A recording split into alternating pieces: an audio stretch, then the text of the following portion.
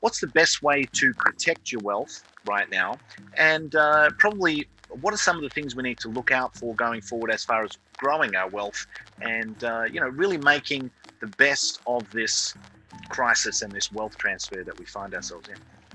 Sure, that's a great question, and I'd like to start with a real quick story. Go back to 1922, the German Weimar Republic hyperinflation, and that's a well-known story. Everyone knows what happened. We don't need to recite that.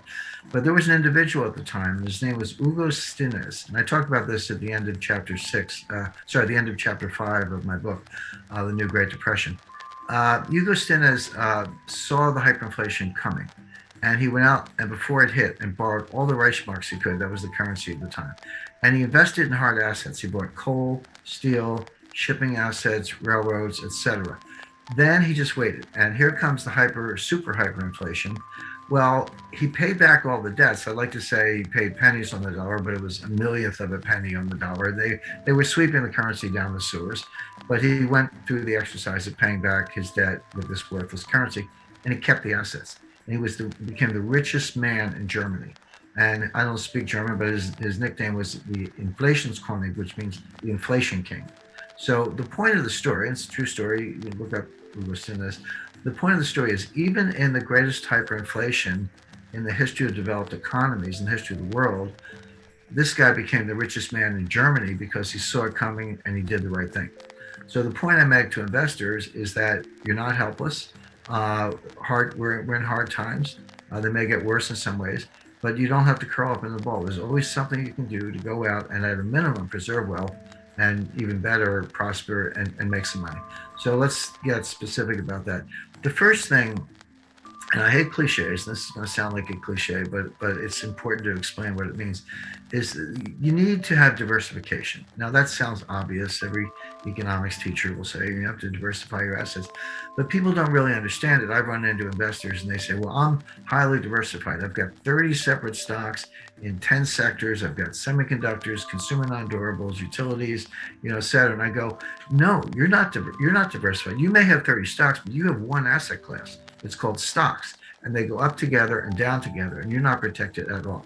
So by all means, have a slice in stocks. That's fine, but I recommend a significant slug of cash. And people go, well, cash has no yield, and why would you have cash, etc. But cash, first of all, if we have deflation, not inflation, cash could be your best performing asset because the real value of cash goes up in deflation. Your money is worth more, even though there's no yield, because it has more buying power. But more to the point, here's what's not well understood. Cash has embedded optionality. If you're the person right now, visibility is poor. We don't know exactly what's going to happen. I have a forecast, but you've got to really constantly update it. But as visibility improves, and we can see who's going to win the tug of war between deflation and inflation.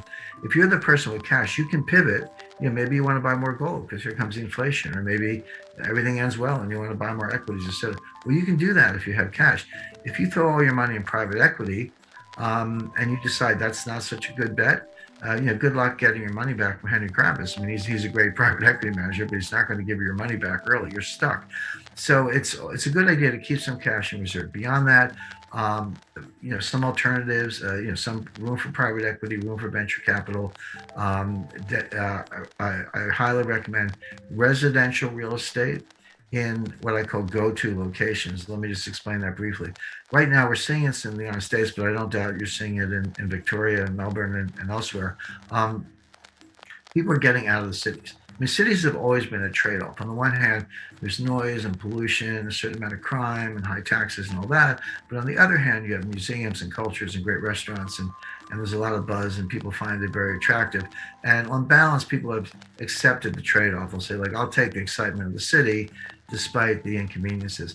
And they've always been magnets for talent, lawyers, bankers, artists, writers, other professionals, actors, etc. But now what's happened is we've got all the disadvantages, at least in the United States. The dearth and noise of pollution. Worse, murder rate in New York has doubled. Suicide rates have tripled. Drug abuse is up, etc. So we have the disadvantages are worse, but the benefits are gone. The museums are closed. Broadway's closed. et cetera. So people are just getting out of the cities. And so residential real estate in places like Los Angeles, New York, San Francisco, Seattle, elsewhere, and I dare say Melbourne, are actually collapsing. But you say, where are they going? In the United States, they're going to Miami, Nashville, Tennessee, Austin, Texas, Boise, Idaho, Phoenix, Scottsdale, and some other kind of magnet cities. So basically, residential real estate in the places that where people are going. Miami is red hot right now. Phoenix, red hot. Austin, same thing. So there are good opportunities there. Commercial real estate, forget it. It's nowhere near the bottom. Probably wouldn't even look at it for maybe another year. Um, and then finally, gold. I recommend 10% gold. People, I talk about gold all the time, and people always want to put words in your mouth, and they go, well, Jim Rickards says, sell everything and buy gold. I've never said that. I don't believe that. It's not the end of the world. We'll get through it. We'll muddle through. But 10% gold, yeah, that's a good piece to have. It's your inflation protection, obviously. It's also like, if it's physical gold, it's a non-digital asset. If it's gold miners, it's a leverage bet, so you can make even more money. But people don't understand that gold does very well in deflation. In 1929 to 1933, the longest period of sustained deflation in U.S. history, gold went up 75% from $20 an ounce to $35 an ounce. There's a reason for it. That's going back to what I said earlier. Governments get so desperate in deflation that they devalue the dollar and raise the dollar price of gold to get inflation. So gold ends up being the vehicle to break the back of deflation, which they have to do. So gold does well in just about every state of the world. In conclusion, as we navigate the complexities of today's economic landscape, the wisdom of historical experiences guides us towards sound wealth protection strategies. The story of Hugo Stinnes during the Weimar Republic's hyperinflation serves as a powerful reminder that even in the face of economic challenges, strategic decisions can lead to wealth preservation and prosperity. Diversification takes center stage as a misunderstood yet crucial aspect of building a resilient portfolio. Genuine diversification goes beyond superficially spreading investments, and our exploration has shed light on what it truly means to safeguard wealth. The often underestimated role of cash emerges as a key player, offering not only stability during times of deflation but also the flexibility to pivot as economic conditions evolve. Real estate in strategic locations, venture capital, and a calculated allocation to gold round out a comprehensive approach to wealth management. As we confront the uncertainties of the financial landscape, these insights aim to empower investors to make informed decisions, whether they're protecting existing wealth or seeking opportunities for growth. The path forward may be uncertain, but armed with knowledge and a diversified strategy, investors can navigate these waters with confidence and resilience. If you found value in today's insights and strategies for protecting and growing your wealth, don't forget to show your support by giving this video a thumbs up. Your likes and comments are not only appreciated but also contribute to spreading valuable financial knowledge. For more content on navigating the intricate world of finance, wealth management, and economic insights, make sure to subscribe to our channel. By subscribing, you'll stay updated on the latest analyses and strategies to help you make informed decisions in these dynamic times. Thank you for tuning in, and we look forward to having you as part of our growing community. Until next time, stay informed, stay empowered, and stay ahead in your financial journey. Subscribe now for more invaluable content, and I'll see you in the next video. There were $1 trillion of subprime mortgages. These are mortgages that, no documentation, don't have to prove your income, very non-credit worthy. But there was a bubble mentality, a frenzy, and everyone, hey, buy a house and borrow money, fix it up, sell it for twice as much, walk away rich, and everybody was doing it. Mortgage default rates rarely get above 5%. 5% is really high in the mortgage market. So people were saying, smart people like Ben Stein, the financial analyst, but the central bank and others were like, well, okay, let's get crazy. Let's assume a 20% default rate, which has never happened, but just assume that's true. On $1 trillion of subprime mortgages, a 20% default rate would be a $200 billion loss, which was only slightly higher than the S&L crisis of the 1980s. Adjusted for inflation, it would have been a comparable loss.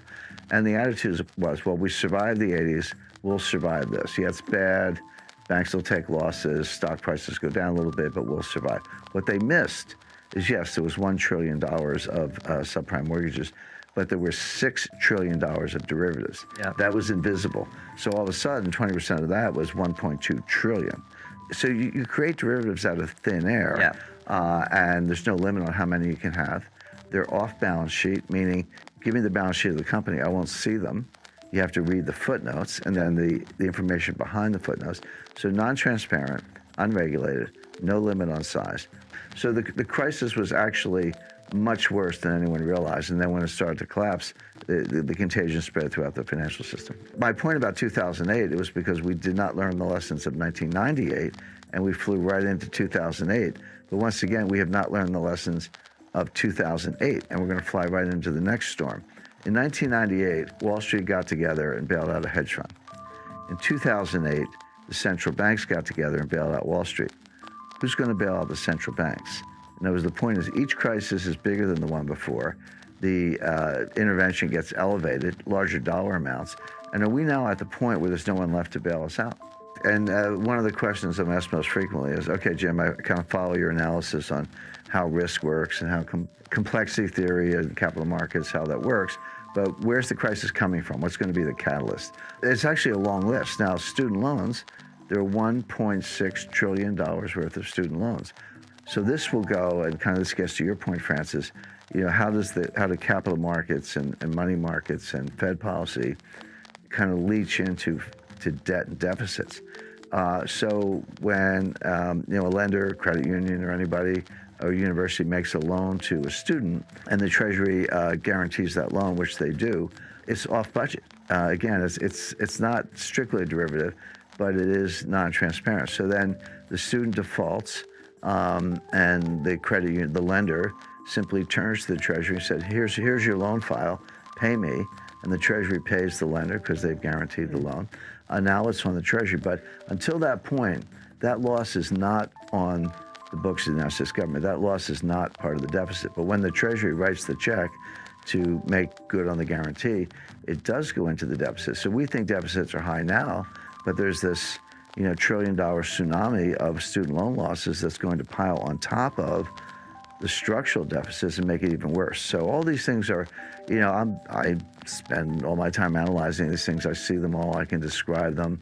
I can see how they're going to converge into a worse crisis. But in the short run, people either ignore them or they just don't know anything about them. But why would Bernie Sanders even suggest that? And by the way, he's not alone. I think the other candidates have, Elizabeth Warren and Joe Biden and Kamala Harris, one way or another, have suggested that they would do something similar, that we need student loan relief, and that ends up going onto the budget and onto the taxpayers. But there's a school of economics, and I talked about this in chapter 5 of my book. It's called Modern Monetary Theory, MMT for short. Everyday viewers, everyday people to know anything about it, but more to the point, economists don't know anything about it. This is a new school of economics, if you want to think of it that way. So there is this modern monetary theory, but the leading scholar of modern monetary theory is a lady named Stephanie Kelton, who's a professor at the State University of New York. But she's the financial advisor to Bernie Sanders. What modern monetary theory says is that actually there's no limit on the amount you can spend. You can spend as much as you want, and the market will either buy the debt, or if they balk, the Fed will monetize the debt. So how much debt is there relative to the size of the economy? This is called the debt to GDP ratio, but the way it's a simple fraction you learn in the 5th grade.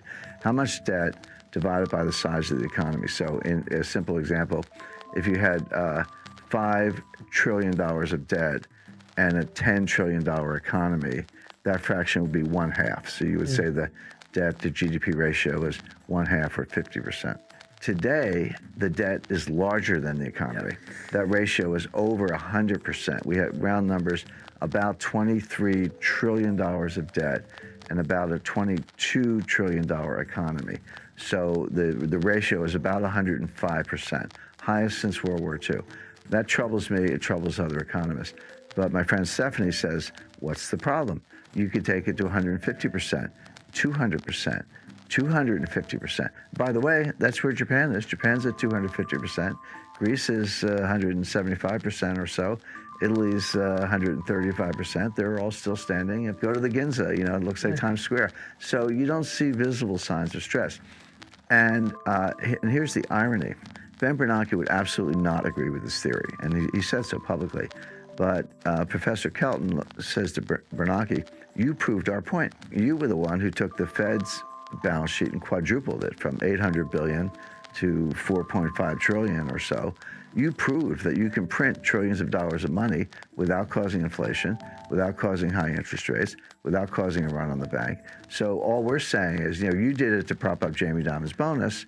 We wanted to do it to forgive student loans. We may have different policy objectives, but the process is the same. What's the problem? Now, of all the things I've debated, for years I was dragged into Bitcoin versus gold debates, which I thought were silly. I mean, I don't like Bitcoin. I do like gold, but it's like fish versus bicycles. I mean, the debate never made sense to me, even though I did a lot of them.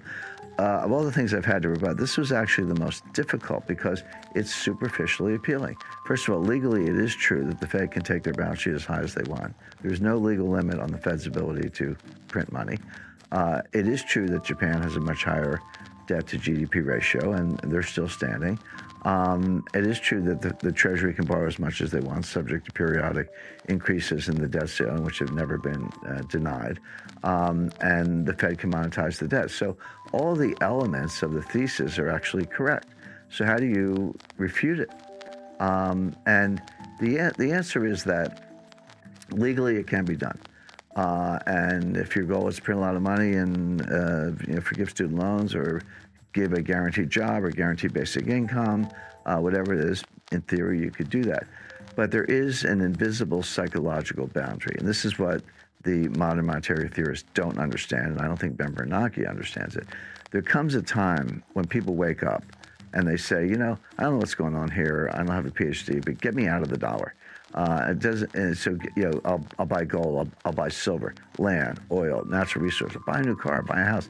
Get me out of the dollar into something tangible, because I no longer trust the monetary authorities. I no longer trust the Congress. I can't believe that you're going to spend this much money without ceiling, without limit, without causing inflation. My inflationary expectations will go up.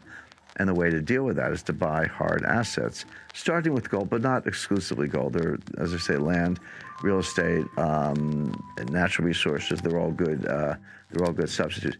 At that point, interest rates will skyrocket. All of a sudden, the bond market will have difficulty selling it. The president of the Congress could take away some of the Fed's independence. All of these assumptions could come crashing down very quickly, very unexpectedly, and that's the problem with the theory. So we're in a depression right now. Okay. It will last for a long period of time, but a lot of people get confused, and one can understand why, about the difference between a recession and a depression. Yeah. Most mainstream economists, they don't like what I call the D word. They don't talk about depressions. They talk about recession. So a recession is conventionally defined as 2 or more consecutive quarters of declining GDP. And this would be the first back-to-back recession since 1980, 1981. So you have a recession, you come out of it, and then you go right back down into recession. So that's technical recessions. Depressions are different. And a lot of people think, well, if a recession is 2 quarters of declining GDP and a depression is worse, well, a depression must mean 10 quarters of declining GDP, as if it's a really long recession. And that's not the definition. The depression means depressed growth. Growth is depressed relative to trend, relative to potential. So you can actually have growth in a depression, but the point is the growth is too weak. And so this is what we're in. We had... the third quarter, when you went down that sharply, you were going to come back pretty steeply. That's natural. But we didn't come all the way back. People say, well, okay, you went down 31% and you went back up 33%. So aren't you back where you started? And of course, the answer is no, because you're applying the 33% to a smaller base. So if you normalize, let's say 2019 is 100% of 2019 output. You go down 5%, and then you go down 31%. Well, now you're around 65% of the prior output. Well, if 65 is the new base and you go up 33, that adds 21 or 22. But you're only back to 87 because you're working off a smaller base. Even if you have, in my example, 10% growth in the fourth quarter of 2020, it's 10% of 87, so add on 8 more. You're only back to 95. So a simple way to understand it, you fall into a 50-foot hole, you climb out 20 feet, well, that's good climbing, but you're still in the hole. You're not back to where you started. But a better comparison is maybe Japan. I would say Japan has been in depression since 1990. Yeah. Now, it doesn't mean, now they had growth and recessions and growth and recessions. You can have 2 or more recessions in a depression with periodic growth. But the point is, you never get back to the old potential. I mean, good example, the Japanese stock index, the Nikkei index, in New Year's Eve 1989, it was 40,000. Today, 30 years later, it's about 28,000. But okay, it came off the bottom, but it never made it back to the prior high. It'll never be. Oh, I think that's right. It may never be. And another example, in October 1929, the United States stock market crashed, a very famous crash, but it lasted for 3 years, and when it bottomed in 1932, it was down 89.2%, almost 90%. That's what a stock market crash looks like. But then you ask people the next question, say, well, when did it get back to the 1929 high? How long did that take? The answer is 1954. It took 25 years to get back to where. Now, it doesn't mean you couldn't make money in the meantime. You could have bought the low in 1932 and made money in 1933. But that's what depressions look like. That's the kind of thing we're in. This will be intergenerational. The effects of this will last for not 30 months, but 30 years. Wow. And there's very good evidence to back that up.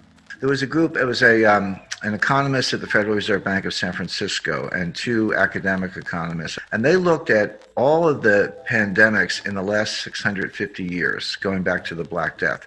I often criticize economists because their time series are too short. They say they're doing correlations and regressions. I was like, well, no, we need a much bigger time series. Well, 650 years is good enough. But they went back to the 1350s, to the Black Death, and they looked at every pandemic in which 100,000 or more people died. The fatalities were 100,000 or more. Of course, the 2 worst were the Black Death, the plague in the 1350s, and the Spanish flu around 1918, 1919. The Black Death was about 75 million dead, they estimate, and the Spanish flu was 100 million dead. And then after that, there were several where there were 2 million fatalities and some fewer. They were using 100,000. Well, there were only 15 pandemics in the 650 years where 100,000 or more died. COVID-19, by the way, is going to end up being 3rd on the list. Right now, it's 5th, but we have over 1.8 million fatalities, but it's not under control. So you can see that number is going to go past 2 million. It'll pass the Asian flu, and there was one other influenza in the late 19th century. So it's going to be 3rd on the list. But what they asked themselves, because they're economists, not doctors, and they said, well, how long did it take these economies to normalize following these extreme pandemics? And the answer is, on average, 35 years, not 35 months. And just to kind of give a concrete example of that. So I grew up in the 1950s and 1960s. It was a very prosperous time in the United States. I did not live through the Great Depression, but my parents did. And my grandparents did. So I was raised with a sort of depression mentality, even though I didn't live through it. And when we were little kids, 9 years old, my parents would send us that. We'd take our wagons and go door to door and collect tin cans and newspapers. And we weren't doing it for environmental reasons. It might have been good for the environment, but we were doing it for recycling because all that stuff could be turned into buildings and so forth. And so, as I say, and that didn't change until the late 1960s when the baby boom came of age, and then we just started partying and using credit cards and everything else. So it did change, but it took 30 years to change. In other words, the behavioral and adaptive effects of the Depression of the 1930s lingered through the 1960s. And that's my experience, but it's consistent with what these researchers found out. But at the end, when we get to asset allocations, I said the first thing I do is I explain my methodology and explain what diversification is. Diversification is a very powerful tool. It does what it's supposed to do, which is increases your total return with less risk. But people don't understand how to diversify. I run into people, they say, well, I'm diversified. I own 30 different stocks in 10 different sectors, technology, consumer non-durables, minerals and mining, et cetera. And I say, you're not diversified. You may have 30 stocks, but you're in one asset class called stocks. So and stocks are hard, they'll go up together. I'm not saying they won't go, they'll go up together and go down together. So you may have 30 stocks, but you're not diversified. Diversification is, okay, have a slice for stocks, that's fine. Gold, cash, real estate, treasury notes, and alternatives. That is closer to real diversification. So in particular, I recommend about a 10% allocation to gold. And people always want to put words in your mouth. They say, well, Jim Rickards says sell everything and buy gold. I've never said that. I don't believe that.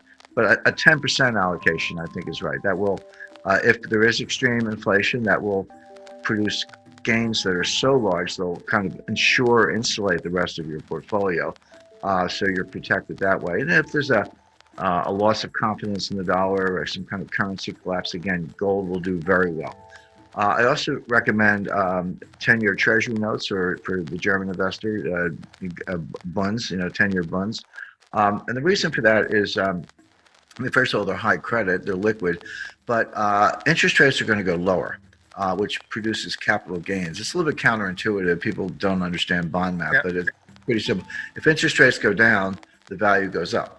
So as interest rates go down, you're getting more capital gains.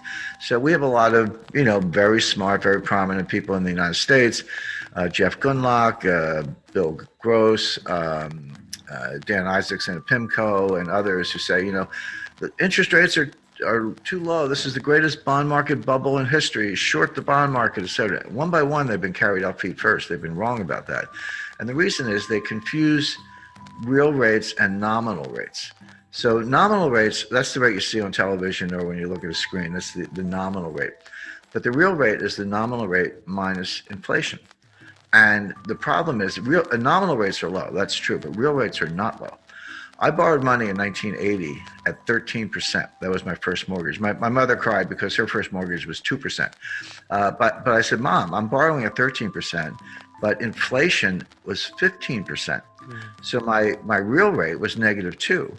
Plus taxes were 50%, 50, and my interest was tax deductible. So I got a tax benefit on the money I was paying of 50% on the 13%. So that's another 7%, 7.5%. So my after-tax rate, after inflation, after taxes, my real rate was -8. So I was borrowing at 13 nominally, but my real rate after taxes and inflation was -8. That's a low real rate. But the point is that that's where we have to get to. If you want to stimulate the economy and borrowing and lending and spending and investment, et cetera, you have to get real rates much lower than they are right now. Well, we're not getting inflation. Eventually we may, down the road we may, but not now. Deflation is a greater danger. So if inflation is declining, we're getting disinflation and deflation, and the nominal rate is here. How low does the nominal rate have to go to get to a negative real rate? Well, it's got to go negative. It's got to go maybe -2 or -3. That will produce enormous capital gains for the bondholders. In 2020, they were back to where they started in 2013, except worse, because the balance sheet was even bigger. It's not going to take 7 years this time. It might be more like 7 months. And the reason is twofold. Number one, we're more leveraged and the stock market is more bubbly. And so the whole thing's more vulnerable. Number two, the market has seen this movie before. Like, hey, we watched this play out. We know it doesn't work. And the Fed balks. Now, so if the Fed suddenly slams on the brakes, says we're not going to keep raising rates along the lines I projected earlier, okay, that might give the stock market a boost. And you can't assume that won't happen. You got to watch for that. But I would expect that things would have to get pretty ugly in all events before the Fed got that message. On the other hand, if Powell gets confirmed and feels like it's his last term and here's his chance to be Paul Volcker and he's just going to keep raising rates, he said, my job is to get inflation under control. The rest of you people, you're responsible for fiscal policy and tax policy and spending and shutting down the Keystone Pipeline, welfare, and all that. That's on you, not me. My job is to get rid of inflation. If he does that, and he might, you're looking at a recession, kind of looks like the global financial crisis, and hope it doesn't. And there's a difference between extreme recession and financial crisis. They're two different things, but they can happen at the same time as did happen in 2008. In this video, Jim Rickards talks about the challenges and potential risks faced by the Federal Reserve in managing the economy. The central theme revolves around the delicate balance that the Fed must strike between preventing a stock market crash and avoiding a severe recession. Jim raises concerns about the Fed's ability to have perfect information, citing flawed models and the possibility of being behind the curve in recognizing economic challenges. The distinction between a recession and a financial crisis is highlighted, with historical examples used to illustrate that these two phenomena can occur independently. Jim Rickards emphasizes the difficulty the Fed might face in choosing between preventing a financial crisis or accepting a recession as a trade-off.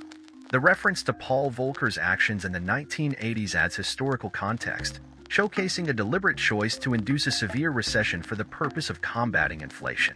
However, Jim Rickards notes that the current economic landscape is more intricate, with additional considerations such as systemic risks and the potential for a recession triggering a financial crisis. In conclusion, Jim Rickards underscores the complex decisions the Federal Reserve must make, acknowledging the uncertainties and trade-offs inherent in steering the economy and avoiding undesirable outcomes. Before we get into the video, can you help me to give that like button a little touch? Alright, let's get into it. Would the Fed back off if it became apparent that they were going to cause a stock market crash, a disorderly collapse, and a severe recession? The answer is almost certainly yes. But the problem is it might happen anyway. In other words, they might have gone too far. And this almost happened in 2018, and that was my point. It was that by the time they realize their mistake, it might already be too late. So that's one danger, which if they had perfect information, oh gee, we went too far, gee, we couldn't pull this off, we need to back off. They might back off exactly as you described, but they don't have perfect information. They have flawed models.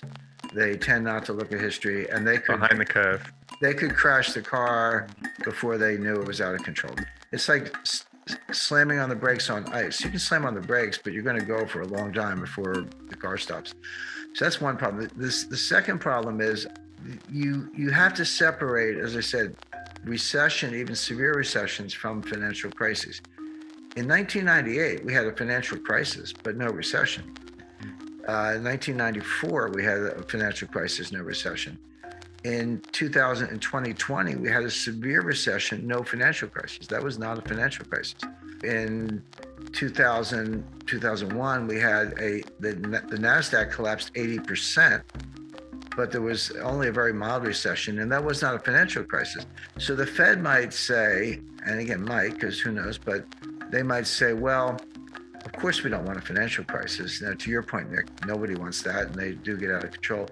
But we're not worried about that. You know, we learned our lesson in 2008. We had Dodd-Frank. And I had this discussion with James Gorman, the CEO of Morgan Stanley. I briefed their board, and they gave me a lot of pushback. They said, "Well, you don't understand, Jim. We have more capital and greater liquidity and less leverage and better credit." And I granted that. I said, you're absolutely right. I said, nice job. You're a stronger bank now than you were then. But in a financial crisis, it doesn't matter. The problem is systemic. In other words, as an individual bank, you may be better off. But if the whole system's collapsing, you can't necessarily withstand that. So they don't want that. But what if they said to themselves, you know what, we don't want a financial crisis, but we don't think that's going to happen. But maybe we'll just have to bear a recession. Volcker knew what he was doing. Volcker knew that there was going to be a recession. And the recession of 1981-82 that he caused was, at the time, the worst since the Great Depression.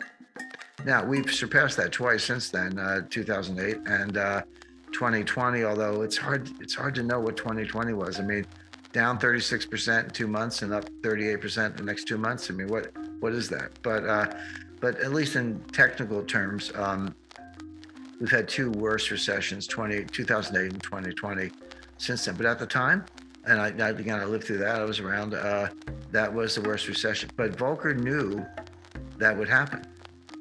He said, that's the price we have to pay to break the back of inflation. And he did. And by 1986, inflation was like 2% or 1.8%.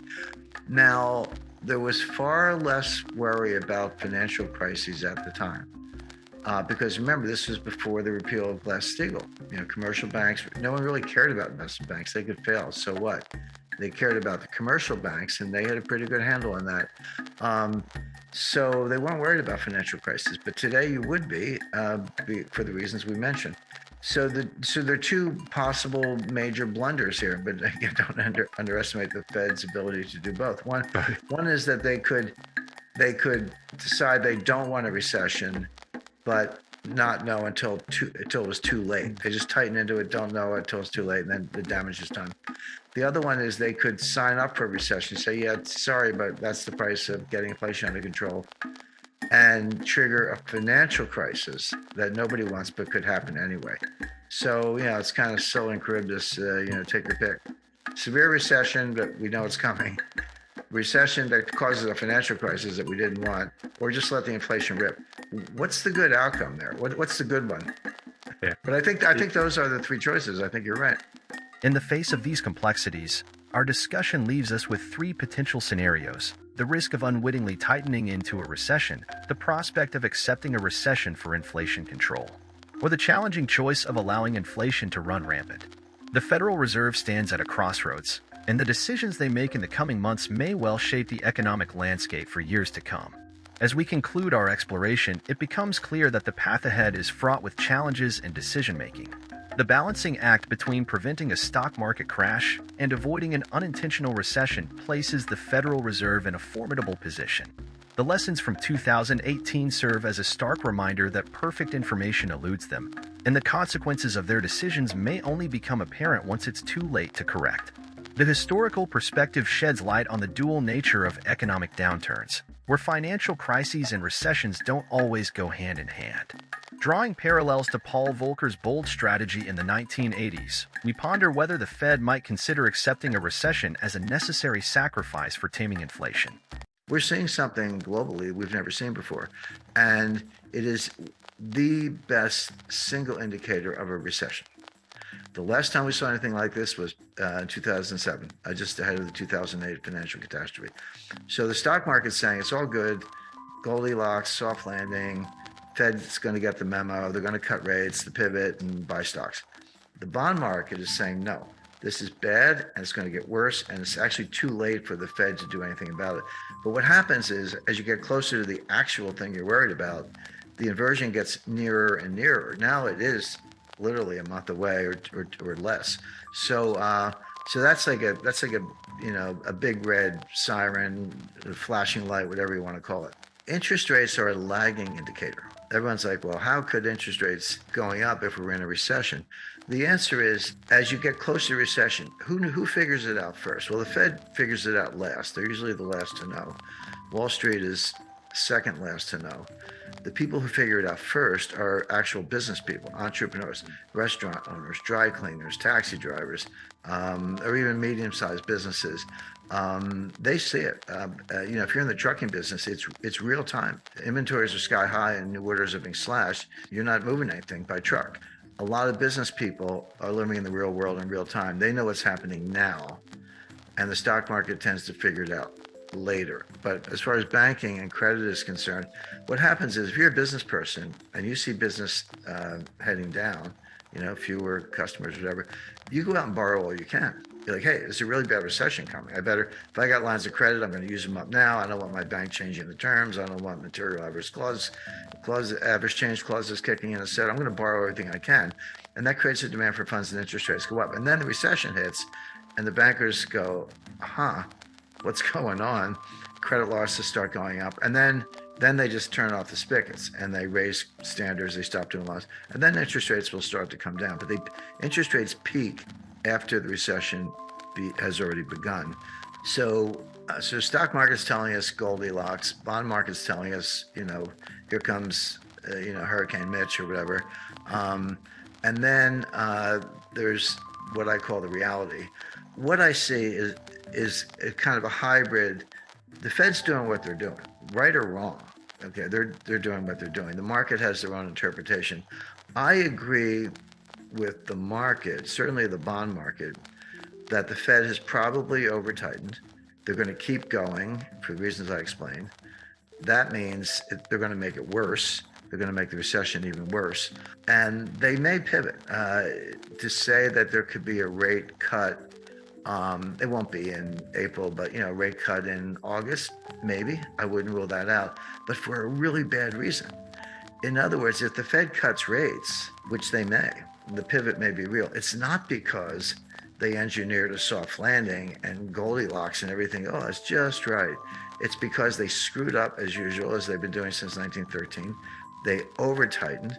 They didn't look at the forward indicators I described, and they found out too late. Then they have to slam on the brakes, or take the foot off the brake, if you will, in terms of rate hikes, and then pivot. And we've seen this movie before. This is exactly what happened in 2018. I mean, I don't know. Attention spans seem to be short these days, but it wasn't that long ago. Go back and look at a chart, any stock index chart from October 1st, 2018 to December 24th, 2018. Less than 3 months. The stock market dropped 20%. I mean, it's like 19.9 or something on the Dow, so maybe not technically a bear market, but yeah, what's the difference? It dropped 20%, culminating in the Christmas Eve massacre, December 24th, 2018, when it dropped, I think NASDAQ dropped like 3% in one day. Now, here's the point. The Fed was tightening into that collapse. The Fed tightened on December 16th, 2018, only like 8 days before the Christmas Eve massacre, and after most of the 20% collapse had already happened. They tightened one last time. So what it shows you is that when the Fed's on a mission, they actually don't care about the stock market. This whole, Bernanke put and Greenspan put and all that. That's not how it works. They don't care that much about the stock market level. Here's what they do care about. They care about disorderly markets, and that's the key word. It's not if stocks are going down, but it's kind of a little, 0.5% a day, 1% a day, trending down, lower highs, lower lows, trending down. The Fed doesn't care about that. They're not going to bail out the stock market. They do care if it's disorderly. When was it disorderly? Well, March 2020, at the worst part of the pandemic. It dropped like 30% in like 2 or 3 weeks. The fall of 2008, I mean, it was like somebody opened a trap door. The Fed does care about that because that kind of disorderly behavior can feed on itself and end up in a 1929 type scenario. So the Fed will get the memo, as I put it, stop raising rates and begin cuts when the markets are disorderly, but not just because they're going down. So there may be a pivot, in late August, or July thereabouts, but not because of Goldilocks, but because it's not a soft landing, it's a crash landing. But real quick, I guess let's stick on the recession just for 1 second, because there's the bad recessions generally come along with a lot of job losses. Do you see, given that this recession could be worse than most are expecting right now, there being, wide-scale layoffs of the sort we've seen in some of the bad previous recessions, like '08, like '01? The answer is yes. First of all, we're seeing it already. So, I don't match the company to the exact number, but layoffs on order of magnitude 10,000 to 20,000 terminated employees at Google, Amazon, Facebook, and other tech names. It affects other sectors as well, but tech in particular has engaged in a massive series of layoffs. And so people go, well, wait a second, how come it hasn't shown up in the unemployment numbers? Because the unemployment rate is it's around 3.5, 3.6, I don't know the exact number. It's right in that neighborhood, 3.5, 3.6. We haven't seen that level of unemployment, that low, that is, since the 1960s. This isn't like, a good year or a good day. This is the lowest since the 1960s. And the Fed is absolutely looking at that. You're right about that, Adam. And they're saying, and of course, they believe in the Phillips curve, which is junk science. But the Phillips curve, for those who are not familiar, says there's an inverse relationship between unemployment and inflation. So if unemployment is high, inflation is low. And if unemployment comes down, inflation goes up. And so if you want to get inflation down, you should expect to bring unemployment up. That's what the Fed believes. What I just said is nonsense. It's not true. It's junk. But the Fed believes it. Again, it doesn't matter what I think. It matters what the Fed thinks. They say you got to put yourself in their minds to figure it out. So as far as they're concerned, those kind of unemployment numbers, lowest since the 1960s, that's inflationary. They got to get those numbers up. Now, here's what the Fed is missing, or maybe everybody's missing. When you hear these layoff announcements, people are like, well, if they're laying off, why isn't the unemployment rate going up? Unemployment lags the business cycle. Unemployment is a lagging indicator. When you're an employer, entrepreneur, and you're in any kind of distress, not as many customers walking in the door, you'll do everything you can to avoid laying people off. You'll, be late on the rent. You'll turn down the lights. Find a cheaper laundry, whatever it takes. And then by the time you get around to firing people, you run out of options. Like, I've done everything I can. Now my business is in jeopardy, I have to fire some people. So that, and then combine that with what I just said about severance and, rolling terminations, et cetera, it's a lagging indicator. We know enough right now to know that number's going up this spring. But that's not inconsistent with the fact that we're already in a recession. It's exactly what you would expect, that unemployment's a lagging indicator. Now, having said that, what else is the Fed missing? Well, wages are up 5% on an annualized basis, 5.2% on an annualized basis. I'm like, yeah, and inflation's 7% or 6%, so your real wage just went down 1 or 2 points.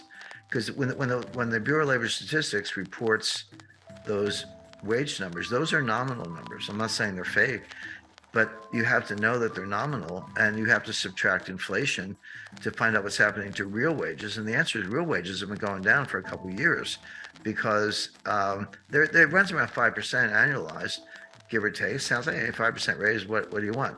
Well, yeah, but with 8-9% inflation, or even 6% inflation, your real wage is going down. So that's not a robust number at all. The Fed, by the way, the Fed wants to make it worse. The Fed agrees that those wage gains are too high. But my point is, in real terms, they're actually going down, but the Fed wants them to go down more. That would be one way to put it. If you get inflation down and wages are constant, then the real wage goes up relative to where it was before. But if you're unemployed, you have no wage. So that's another issue. Now, what the Fed is missing, and it's a long list, but there's something called the labor force participation rate. Now, the labor force participation rate, you just take the number of people working divided by the total working age population. It's all you do. It's not sophisticated. And that number today is around 61%, 61.2, give or take, percent.